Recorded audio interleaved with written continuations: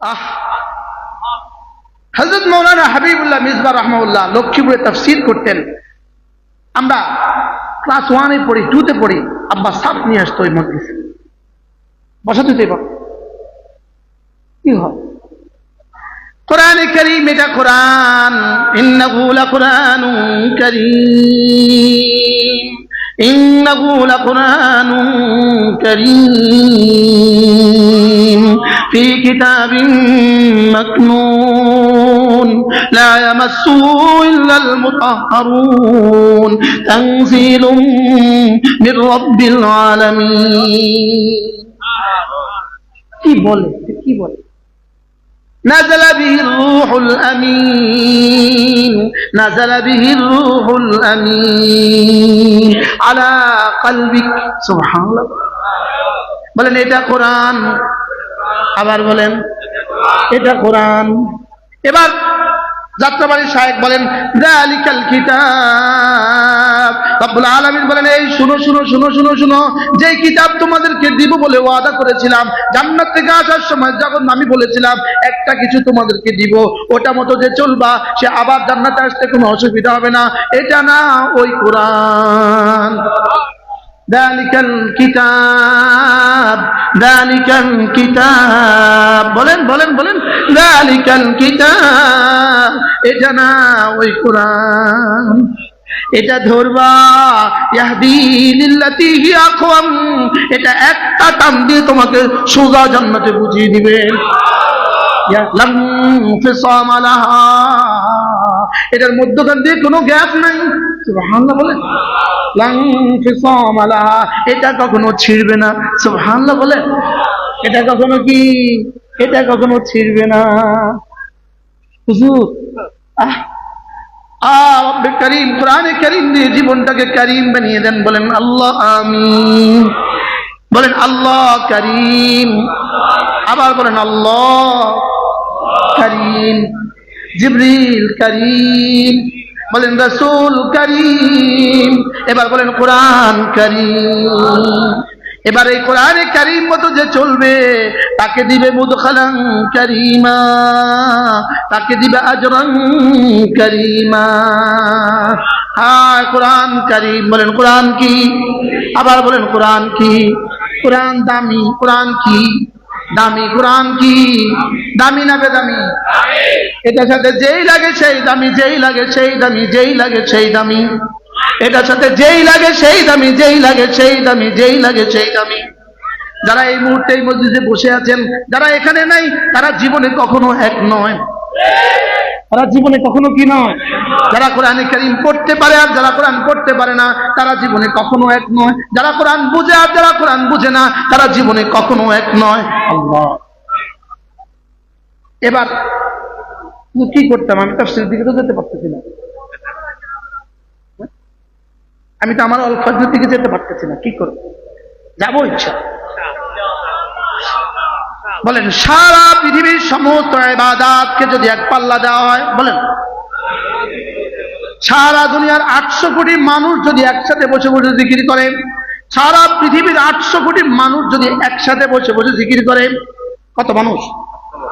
800 কোটি মানুষ যদি একসাথে বসে বসে জিকির করে, একসাথে বসে বসে সুবহানাল্লাহ পড়ে, একসাথে বসে বসে আলহামদুলিল্লাহ পড়ে, একসাথে বসে বসে আল্লাহু আকবার পড়ে, একসাথে বসে বসে লা ইলাহা ইল্লাল্লাহ পড়ে, আর একজন মুসলমান শুধু আধা ঘন্টা বসে বসে কোরআন কারীমের তেলাওয়াত করলো, 800 কোটি মুসলমান যে পরিমাণ নেকি পাবে, এই আধা ঘন্টা তেলাওয়াত করনেওয়ালা তার চেয়ে কোটি কোটি গুণে বেশি নেকি পাবে। বিশ্বাস হয়েছে? প্রশ্ন কেন? প্রশ্ন করেন।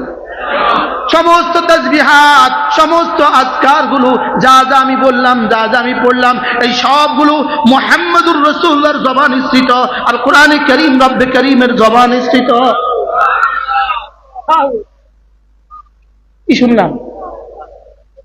এজন্য সারা পৃথিবীর সমস্ত নফল ইবাদত যদি হয় আঙ্গুলের মাথার পানি, শুধু কোরআনে কারীমের তেলাওয়াত সমুদ্রের অবশিষ্ট পানি।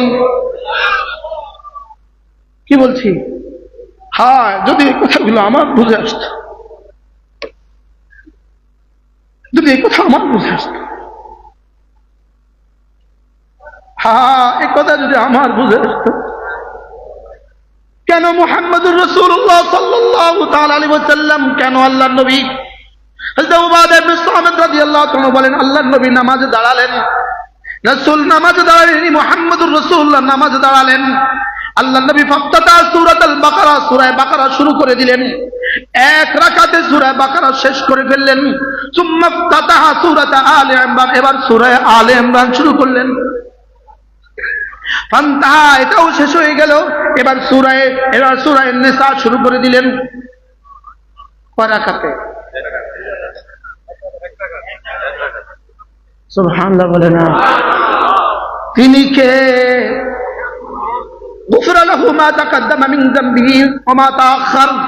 তিনি কে? যার আগের গুনাহ মাফ, পরের গুনাহ মাফ। তিনি কে? তিনি মুহাম্মদুর রাসূলুল্লাহ সাল্লাল্লাহু তাআলা আলাইহি ওয়াসাল্লাম। বাহ বাহ, 5.5 পারা কোরআনে কারীম পড়লেন এক রাকাতে। কত রাকাতে? পা মুবারক ফুলে গেল। রব্বে কারীম আয়াত নাযিল করতে যেন বাধ্য হয়ে গেলেন।